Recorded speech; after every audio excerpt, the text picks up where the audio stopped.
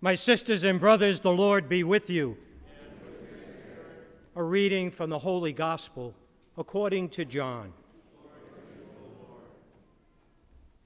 On the first day of the week, Mary of Magdala came to the tomb early in the morning, while it was still dark, and saw the stone removed from the tomb. So she ran and went to Simon Peter and to the other disciple whom Jesus loved, and told them, "They have taken the Lord from the tomb, and we don't know where they put him." So Peter and the other disciple went out and came to the tomb. They both ran, but the other disciple ran faster than Peter and arrived at the tomb first. He bent down and saw the burial cloths there, but he did not go in. When Simon Peter arrived after him, he went into the tomb and saw the burial cloths there, and the cloth that had covered his head, not with the burial cloths, but rolled up in a separate place. Then the other disciple also went in, the one who had arrived at the tomb first, and he saw and believed. For they did not yet understand the scripture that he had to rise from the dead. The Gospel of the Lord.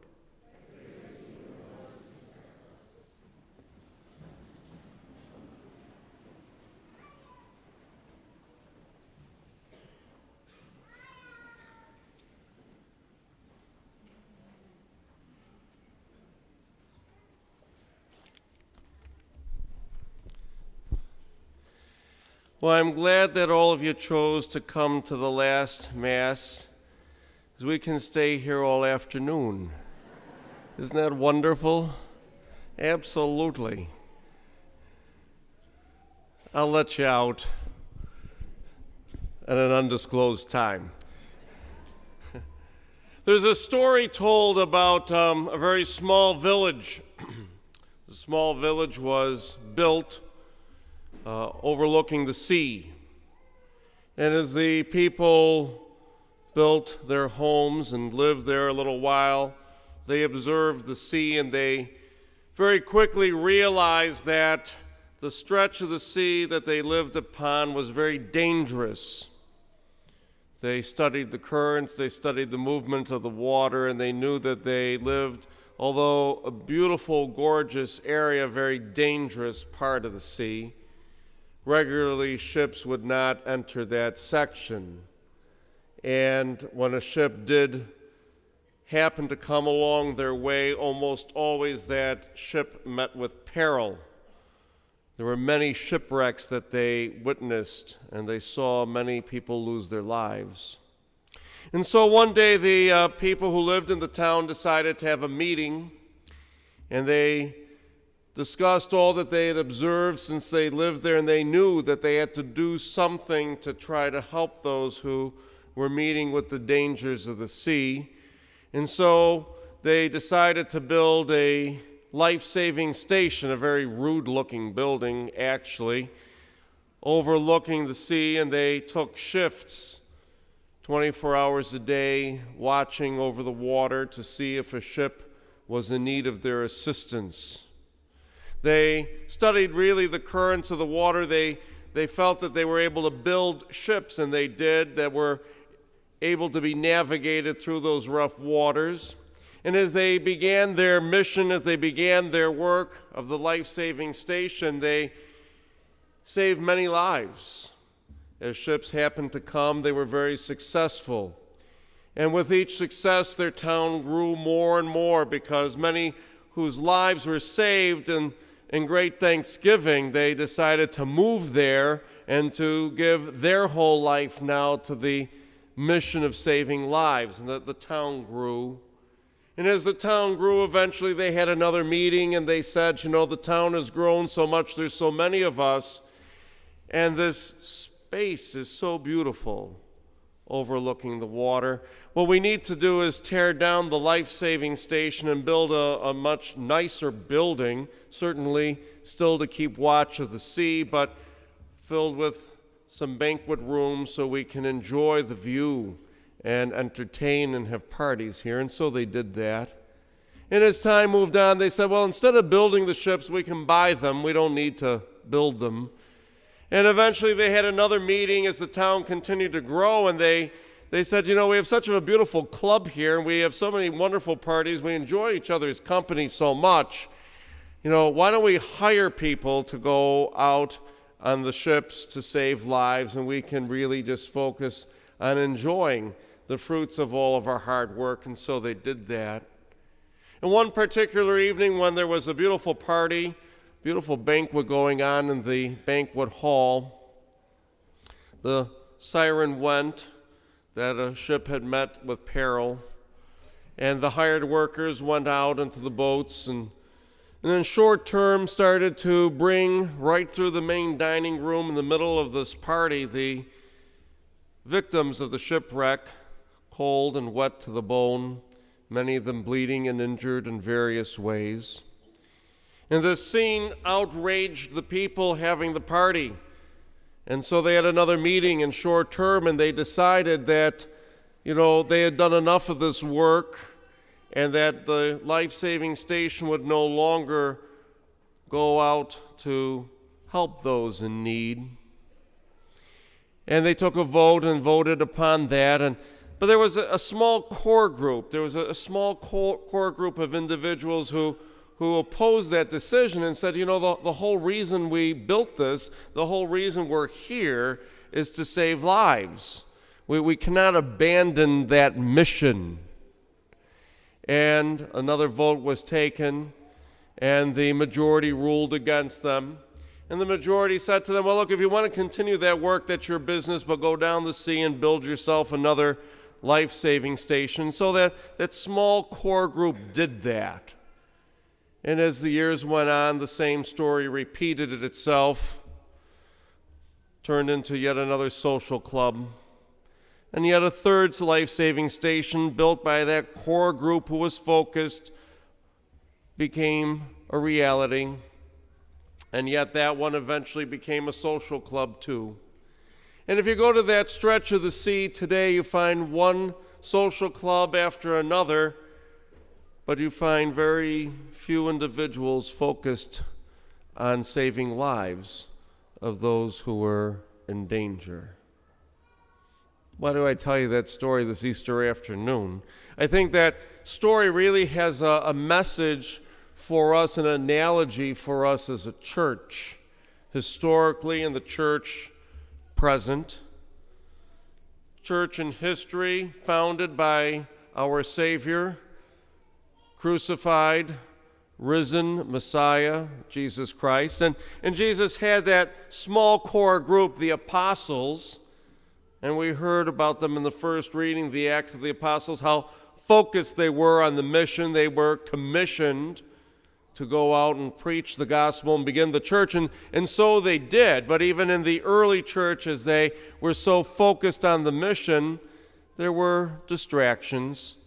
There were, if you read the Acts of the Apostles, the letters of St. Paul, if you read the book of Revelation, chapters 2 and 3 in particular, you hear of the early church and how some became more focused on social matters rather than on the life-saving mission of the church of Jesus. And in Revelation chapter 2 and chapter 3, and any of our 8th graders who were on the overnight retreat this year or last year know we focused on this in particular. We hear about the mission of the 7 churches, early Christian communities, the Church of Sardis, Laodicea, the Church of Ephesus, the Church of Philadelphia, not Pennsylvania, the Church of Philadelphia, and 7 early churches. And we hear that the angel of God visits these churches and begins by commending them for the work that they're doing, that they have elements of the mission alive. But in every single case, the angel also speaks to the 7 churches and tells them, I have this against you, and you need to correct yourselves because you're not completely focused on the mission of saving lives. We could really, since we have all afternoon and evening, go generation by generation through the 2,000 years of the church, but I'll spare you that if you accept the fact that if we look generation after generation through the church, there was always a core group that was alive and well, focused on the mission of saving lives, and there was probably always a group who felt, well, we can have the hired workers, they can take care of the church and all of that work, doesn't involve me. And there were also some generation after generation who simply reduced the church to some social construct or place of society. And we come to the present moment, we come today itself, and we see the same is true. There's a core group, and I know looking out, I've been here over a year now, I know a number of you so well, and you are part of that core group who are so focused on the mission of Christ in this generation. You're focused on saving lives in His name. And also, last night we were blessed at the Easter Vigil to welcome 12 adults to our faith through baptism and being received into the church after having been baptized in other faiths, choosing to become part of our faith. Core group, focused, because they were touched. They were touched by the life of Christ in the church, and they wanted to give their lives now to the service of the church. But also, if we look in the present time, we have some who think, well, the hired workers, they can take care of the church. It'll be there. And we have some who see perhaps the church as nothing more than something social. Why is this important on an Easter day?